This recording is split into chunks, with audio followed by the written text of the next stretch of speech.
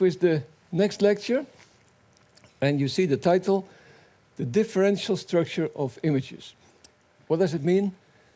Differential means nothing else than we are going to take derivatives.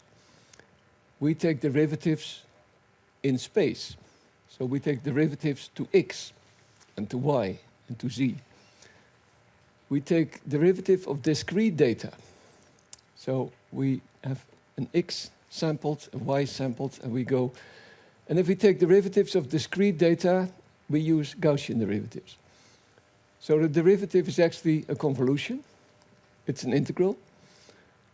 And we can integrate with Gaussian derivatives to any order. It's actually quite simple. And in the previous talk, we saw how easy it is. You take the function GD. And in any language, you can make this function. So it is not the derivative, but it is a convolution function. It is a kernel. So all this differentiation is done by convolutions. That's why convolutional neural networks are so incredibly important, because they use this differential structure. And in the beginning, they take differential structure just a tiny neighborhood. And we look at edges, we look at pixels next door. But then we go to look at structure which is bigger and bigger and bigger. So we go deeper in these layers. But in a sense, we look at structure. People have looked at texture. Does anybody know what is texture? The texture of this wall is vertical lines. The texture of my shirt, there are lots of textures. How do you define texture? Well, for texture, you need a lot of descriptors, and people use all the derivatives, for example. So you take the first, the second, the third, and so on. You have a whole feature vector, and that feature vector together is from a local patch. You take all these derivatives. That's the set of descriptors for that texture. A little patch next door has the same descriptors. But if you take a patch from any other of your sweaters or whatever, it has different sets. So you see that this set also takes meaning as a set, as a whole. Well, we first go define some functions. I call this section initialization. So I define the Gaussian function. I define this function GD. And you see we're going to use this a lot. So GD is a function in Mathematica. I have defined it. So it begins not with a capital, but a small thing. It works with square brackets on 4 parameters. It takes an image. How many times to x? How many times to y? And what is the sigma? So a very simple function that we will use a lot. I gave it a short name, GD. We saw the definition. It is defined. I also like to write things, all these derivatives, in a nice way. And I'll explain this a little bit later, but I like to write them with subscripts. And you see I have the function subscript here. So if I have the derivative to x, I get L underscore x. So L underscore x, this is my derivative of x. So you can write derivatives in many ways, but a subscript is the derivative. If I have the derivative to x and y, you get the derivative. So this is a second order derivative. 1 times to x, 1 times to y. And I'm going to start reading images from this website. So differential structure is described by the multi-scale derivatives. Why multi-scale? We have this sigma in the Gaussian derivative. And yeah, what's sigma? Essentially, sigma is everything. So we always talk about images at a whole range of scales. Later, we're going to deal with this deep structure, as we call it, this whole stack of images, the scale space. So let's import some image. And in this image, we have done already some interesting segmentation, because this CT scan has removed the skin and all the other things, and it has left over the vessels. Well, what's a good way to keep the vessels? We have to look at the structure of the vessels, the geometry of the vessels. So if you want to find the geometry of the vessels, you need to do something clever. You have to look at the shape. So what is the mathematics of shape? The mathematics of my skull, for example. Or the mathematics of my mouse. How do I define the mathematics of this shape? It's not a sphere. Well, it's maybe an ellipsoid. So I know the ellipsoid, but I have not a formula for my nose or whatever. I can have a formula for simple things. So maybe I need derivatives. Well, the contour, I can easily find of this guy. That's the gradient. That's the first derivative. But now I want to find the shape. And the shape, we will see later on, that is the curvature. Well, what is the curvature? That's the second order derivative. But the second order derivative is nothing else than the change of the first order derivative. So if I see the variation of the first order derivative, I get the second order derivative. Because derivative is variation. This delta L, delta x, is if I have a tiny change dx, what is the tiny change in L? So that means derivative. That's why it's called delta, very tiny bit. So if I have the gradient here, and the gradient is a vector, and here the gradient is like this, and here the gradient is like that, what is the change of the gradient? Well, you move around. You say the gradient dx. So you move around, and you say, hey, here, and now I look, for example, at the angle of this gradient. The angle is changing a lot. And let's take a vessel. This is a vessel. If I go in this direction, there is no change. So here I see that the d gradient dx is 0. But here the d gradient dy is high. And what is the d gradient dy and the d gradient? That's the curvature. So I have one curvature here and I have one curvature there. They're different. I can also go another direction. I can go in many different directions. In every direction I get a different curvature. I get the curvature 0 here, it gets higher. Here I get the maximum curvature, it gets lower. Well, Gauss has already proven that the minimum curvature and the maximum curvature, they're always 90 degrees apart. That was a major statement. That's quite nice. It also gives us something really nice. It can be a new coordinate system. So we have these curvatures, and these curvatures are called the principal curvatures. So the minimum curvature and the maximum curvature. They also turn out to be the eigenvalues of the Hessian matrix. Interesting. What's the Hessian matrix? The Hessian matrix is a second order derivative matrix. So we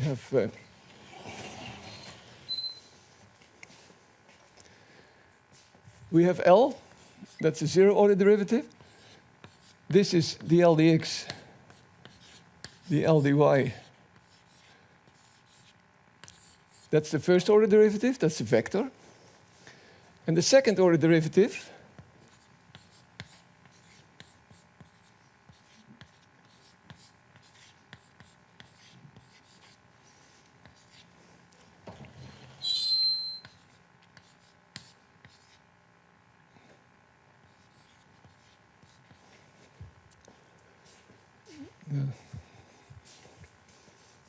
I guess you can see it.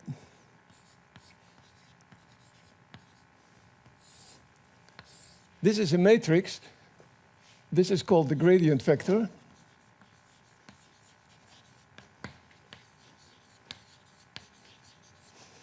This is called the Hessian matrix.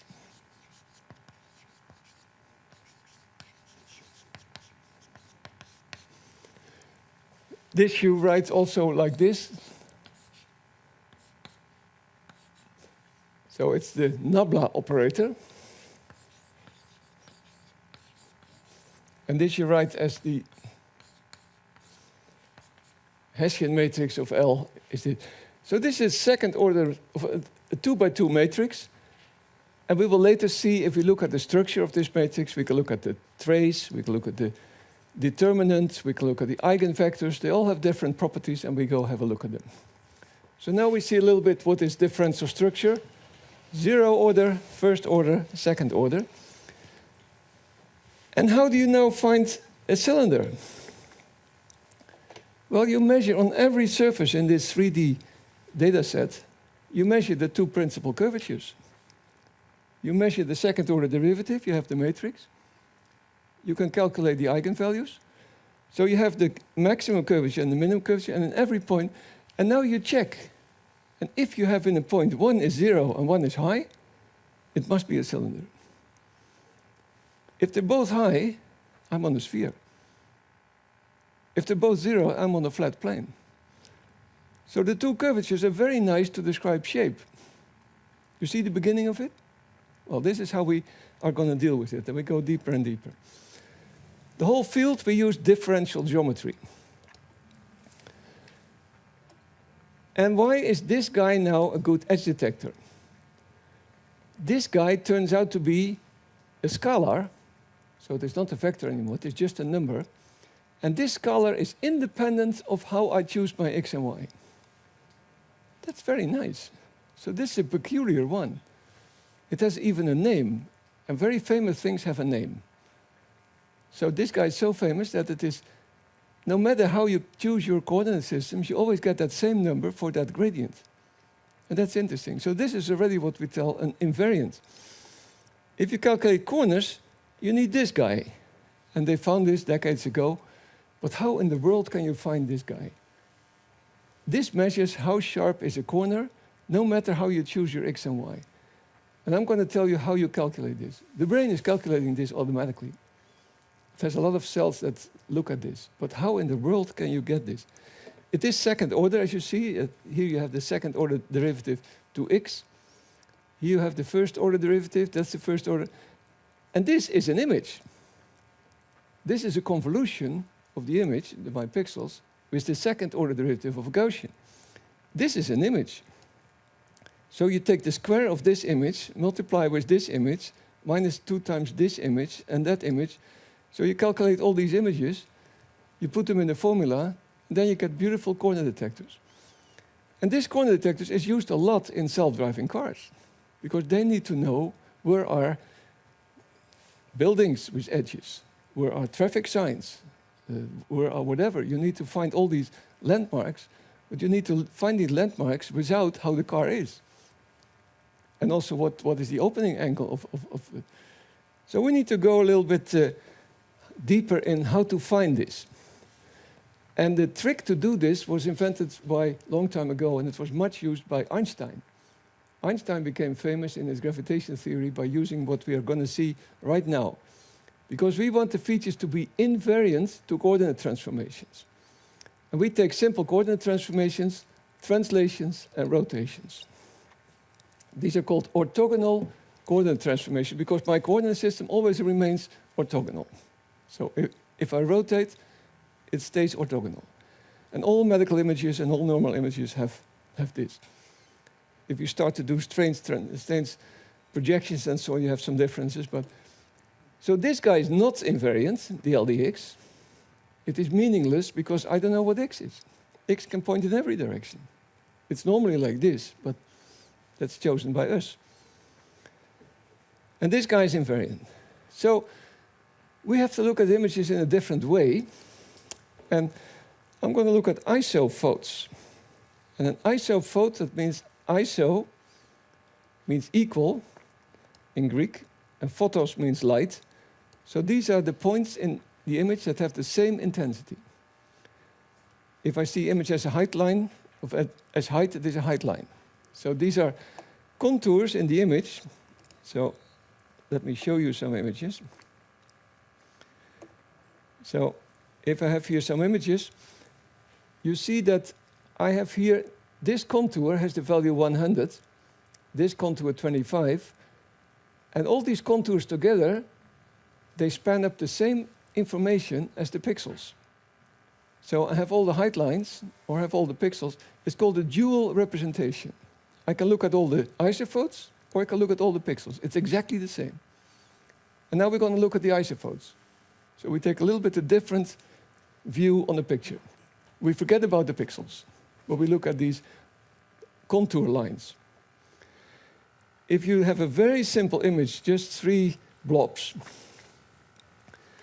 and you calculate these images, you see the contour lines right here. So you nicely see height lines. And you see the height lines here in an MR image. So what are these height lines? What do these contours do?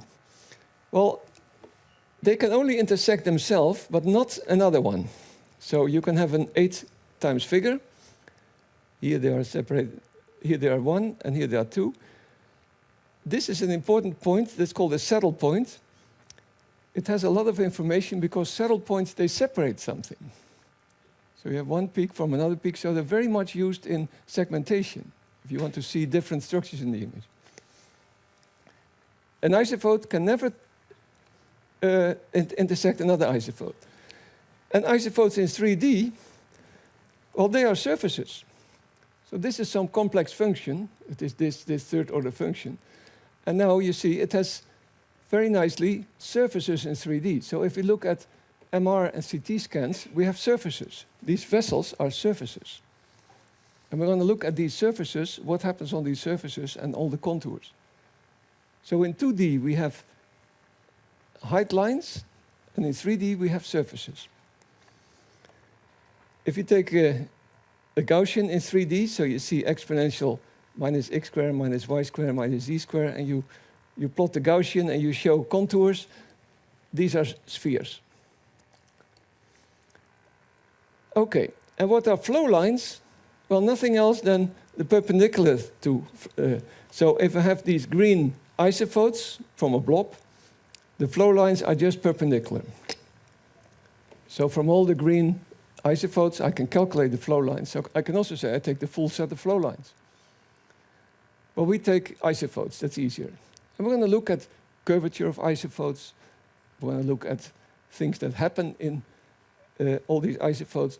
But this turns out a very nice way to look at images. And now let's have a look at derivatives in any direction. If I take this derivative operator, it's called ddx ddy, I can take this operator in any direction by multiplying it with the vector in that direction. So v is a unit vector in a certain direction.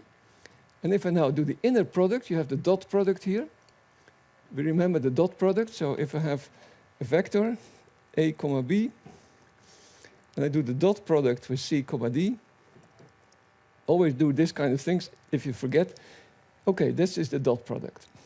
So you can have a very easy thing. So I multiply the direction with an operator, derivative x, derivative y. So if my v vector is just a pointing vector in the x direction, I do nothing else. I say this is then the vector 1, 0. So I get 1 times ddx and 0 ddy. Then I get just the derivative in x.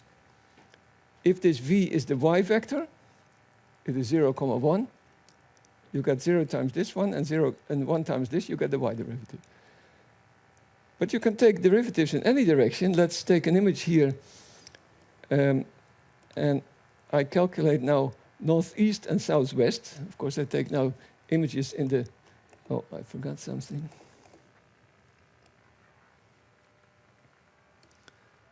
I should run this whole initialization cell.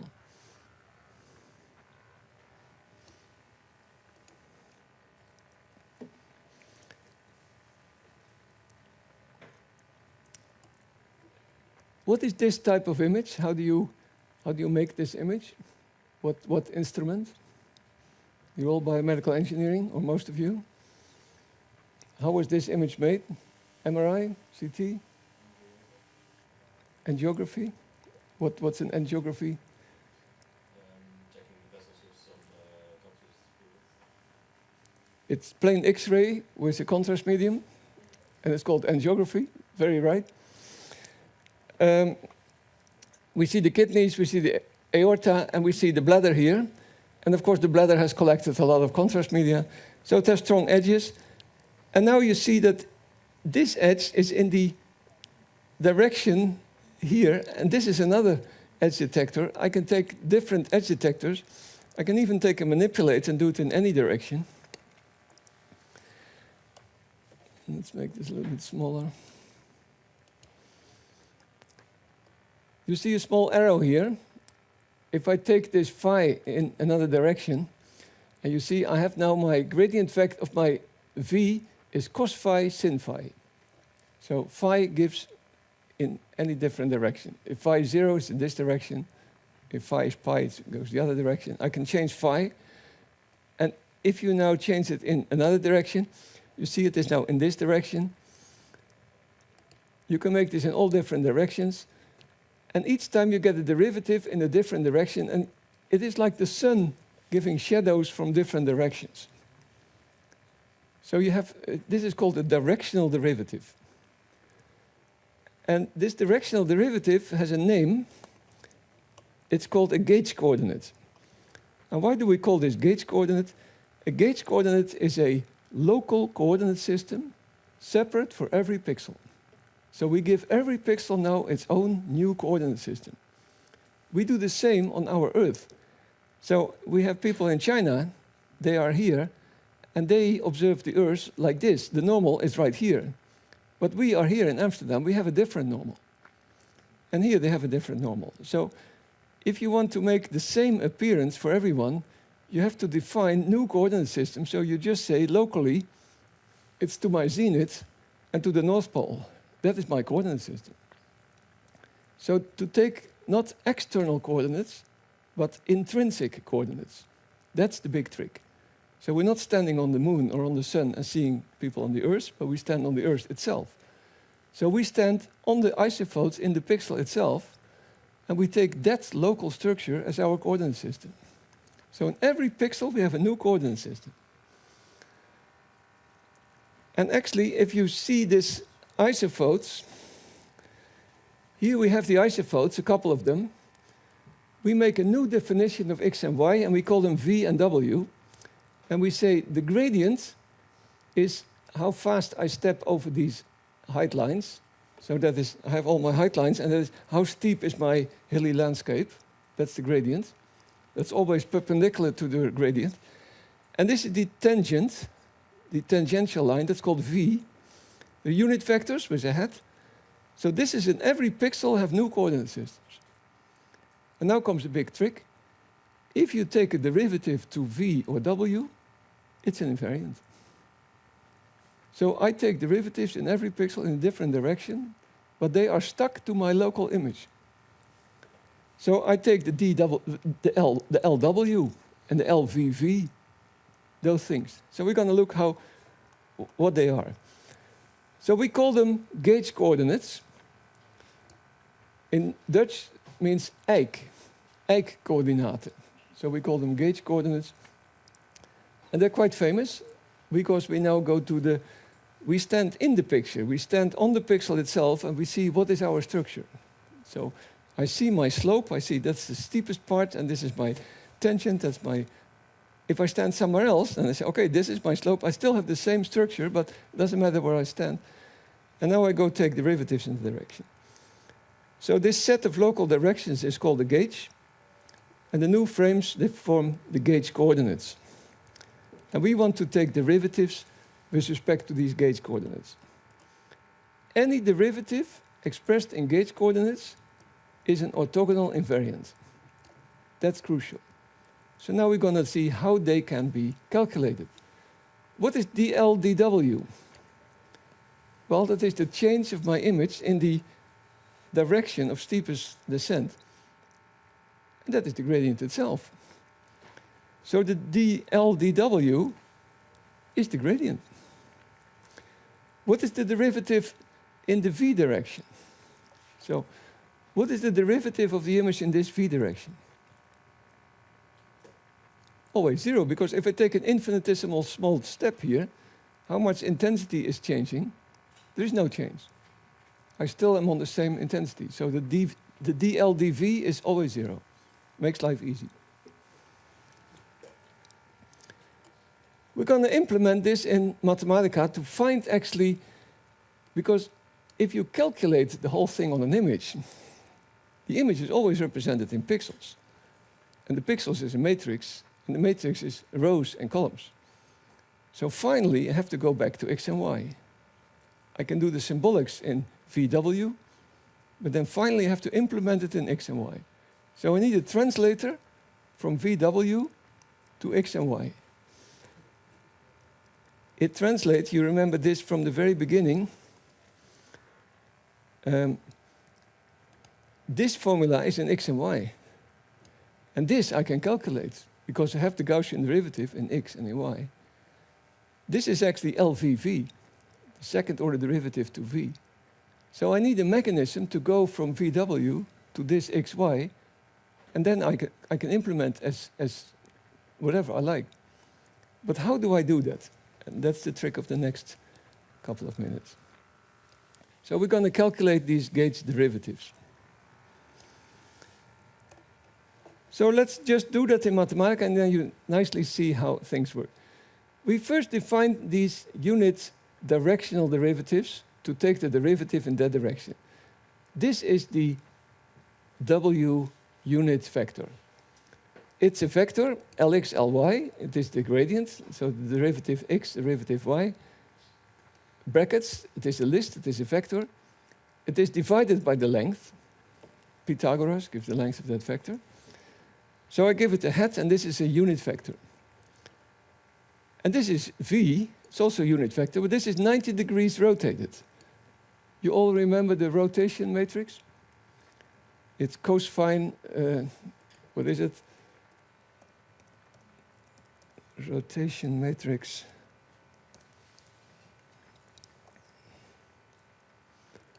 If you want to see how it works, you go to the help. And you just give it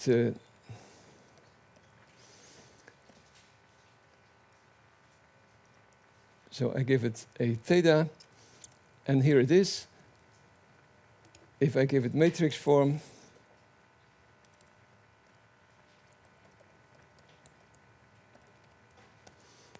you get the well-known rotation matrix. You have the rotation matrix also in 3D, etc. If I put in for cosine theta 90 degrees, it becomes 0, 1. So this guy is the 90-degree rotated W vector, and that's V. So I have now defined them both. Now we go to the differential operators, and now I need to have this nabla operator, that guy, and I need to do that in this direction, in the V direction.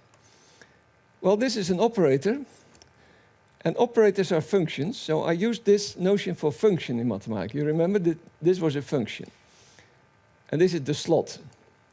If you have a function that puts in, makes something square, well, you put in 3, you get out 9. So if my function is something to the power of 4, and I say it is a function, then I have now defined this as f. If I now take f on up, I get up to the power of 4. Yeah, so that's a function that does something. Put 1 monkey in, get 4 monkeys out. Or anyway, so I have now this function. And this function takes the derivative in the v direction. You see? It is the first derivative, d dx, d dy. You plug in here whatever you like. That's where you take the derivative of. And of course, we plug in our function in there, our L. And we do this in the direction v. And here we do it in the direction w. So we have two operators. And I showed you already this is the way we have. So this is square something plus to the 5th something. It's a function, square brackets, working.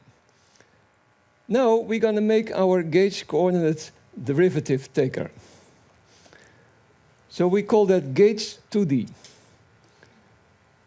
It takes a function, and it's going to take derivatives to v and w.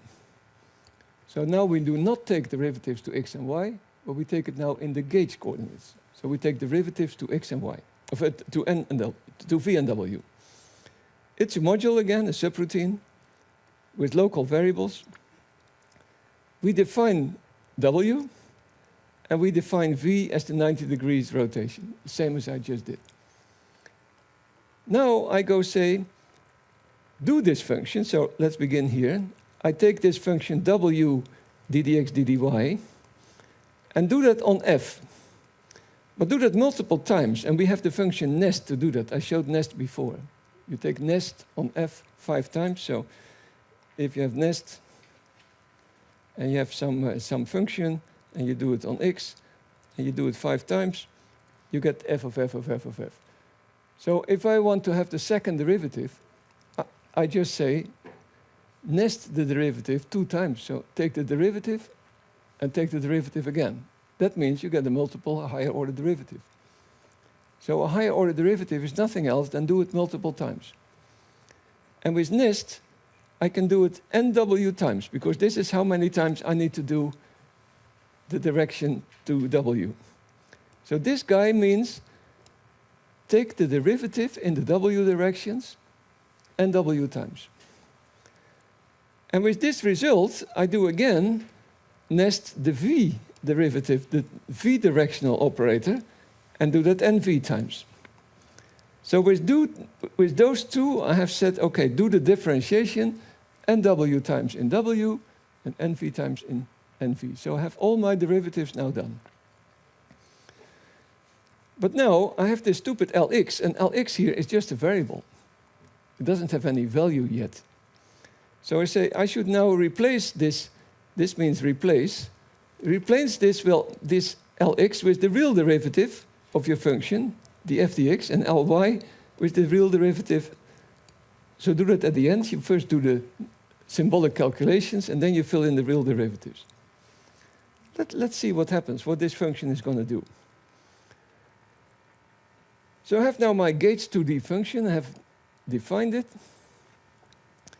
And now I plug in a function of Lx and y, because from this function I can take derivatives.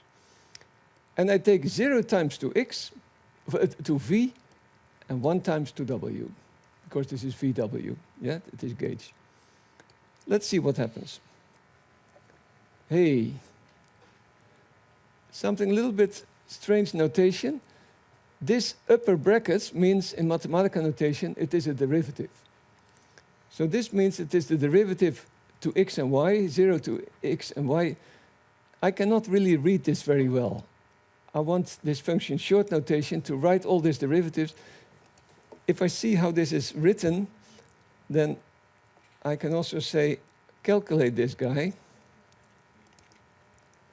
And then I do full form. How is internally this represented in Mathematica? And now you see it is a derivative, 0 times to x, 1 times to y, of a function L to x and y, and then 2 times.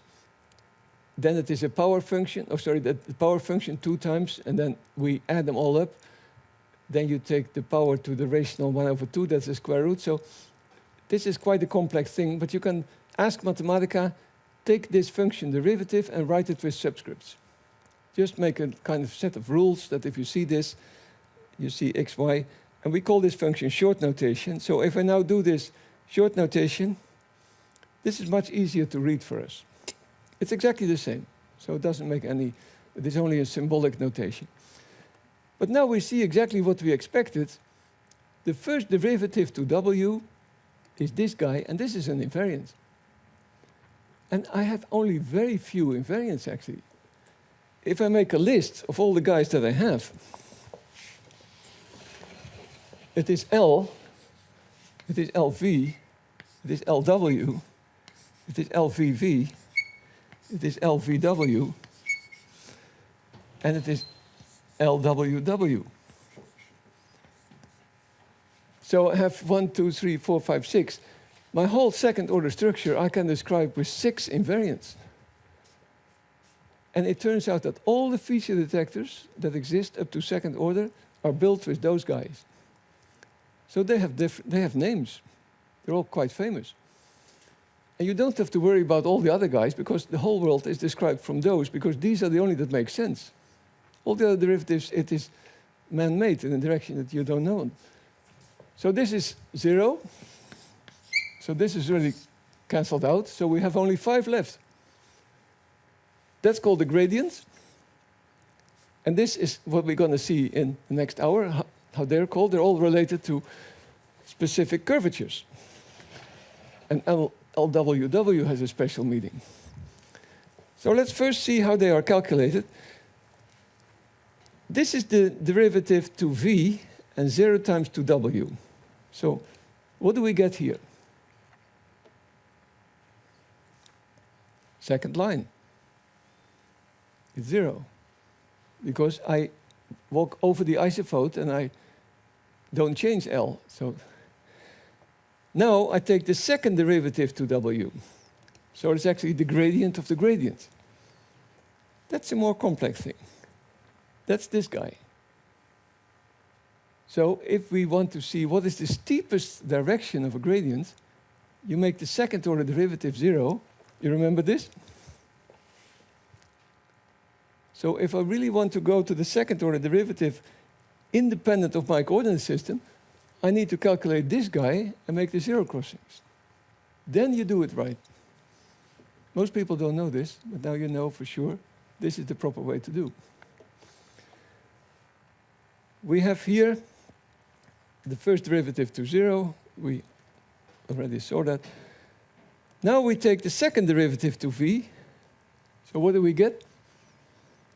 Well, we do not get 0 in this case, because we don't take the derivative of this LV, but we move now over the isophode, and the isophode does not have to be straight. The isophode can be curved, so we can move out a little bit, so we don't stay exactly. So LVV is just as complex. It looks like this.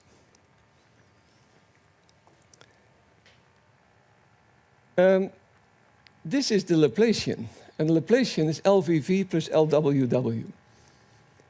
And in XY, it is LXX plus LYY.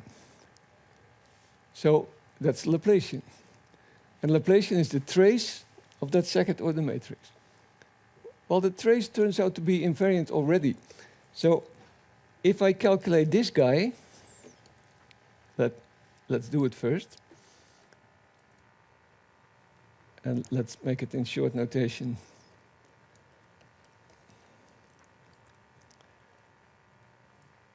So we see that it's a quite complex thing. And now we take the other one. And I also put short notation behind it. I got another one. They look similar, but they're quite different. But if you add them up, what do you get?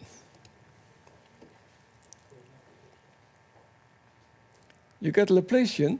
So if I take the derivative to VV plus LWW, it gets exactly the same. And this is because it is an invariant. So this is a peculiar example. This guy is invariant for any orientation, and so is LVV plus LWW, so that's the same. If I show you now all these coordinates, and I take a very simple image, and in this image I have just 3 blobs, and you see that the isophodes are circles. What is the derivative to v, and what is the v and what is the w direction? You see that in every pixel it's different. And v was the tangential, so you see v is red, and w is yellow. So all my w point vectors in every pixel, they're different, and they have the yellow color. So that's a nice way to show your coordinate frame in an image. So in every pixel now you have new coordinates. In your visual system, they do exactly the same. They also need new coordinates. And how could you get coordinates in a visual system? Well, take the isophodes. We will see that there are several ways to take coordinates. We also make data clouds. And we say the largest variation in a data cloud, the first principal component, is one axis, and the second largest variation is another axis. So we can also take axes from clouds of data. Well, this is from geometry. We will do both.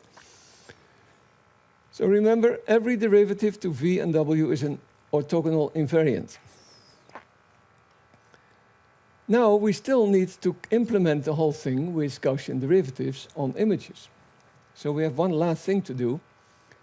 We need to make it workable with this function GD, convolutions with these Gaussian derivatives, because this is nice that you get something like this, but how do you calculate this? You need first to calculate Lx, then Lxy, then Ly, all 3 images, all 3 convolutions with these Gaussians.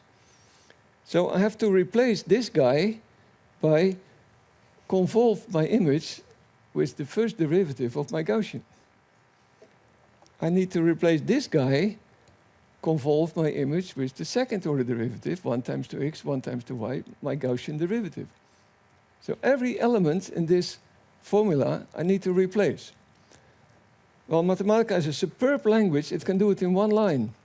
and generate your whole code. So I have now a function gauge to d, but I call it numerical, n. So gauge to the n. What does it do? It's again a subroutine.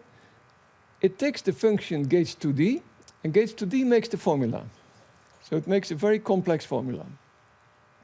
And sometimes the formula can be crazy. We will see amazing formulas. If you put high-order derivatives, suppose I take this to the 10th order, and this to the 5th order, I get a crazy derivative. It has to crunch.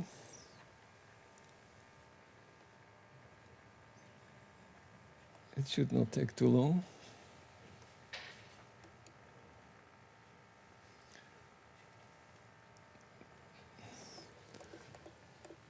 Probably my gauge to d function is ruined.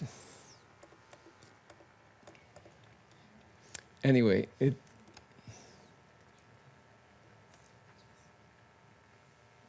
no.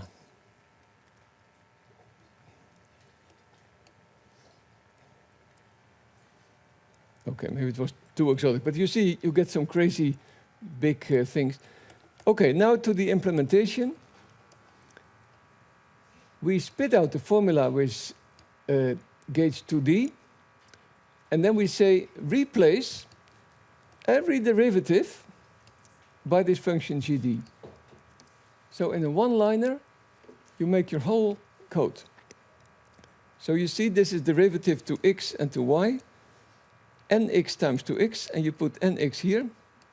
You have ny times, you put ny there, at sigma. And at the end, because this was all symbolic, you plug in the pixels. And you do this at the very end, not at the beginning. You don't want all these formulas to do with all your millions of pixels on board. You want to do this with single pointers to just symbolics. And at the end, you plug in your pixels. So you do this on a dummy image. So you say do the derivative on im0, that doesn't exist. It's only known locally. And then you say replace im0 by all my pixels, by im. Okay. So let's see what happens. So if I now say gauge to d, what do I get? It now doesn't give me a formula, but it gives me now the formula with these functions gd. And now I can run it. This is executable code on my image. And it doesn't matter how complex it is, but this is a convolution, this is a convolution. And now you see we're going to do more complex convolutions. Not just edge detection, but more clever things. And that's exactly what happens in all these filters that we do. We do much more than just edge detection. It's far too simple. We need to detect shape, we need to detect texture, we need to detect all kinds of changes in those shapes. Let's take an image. So I take a thorax image. And now I do an array plot, and I map this array plot on 3 images. My image, my derivative LW, so this is the gradient. I put a minus sign here that inverts the contrast, but it's just to show it. And this is LVV. And we have never looked at LVV on an image, so let's have a look. What does it do? It takes some time to calculate, because it calculates now this whole formula here. You see here LVV. You see, this is 2 times 2V, 0 times 2W. So this is now calculated in every pixel. Well, it turns out to be a ridge detector. So you get the midline of elongated structures. You see, I have some elongated structure here, you get the midline. You can easily count the ribs. So if you want to find center lines, of blood vessels, of contours, whatever, roads, you take LVV. It's a very nice ridge detector. This is the gradient, and you nicely see the contours.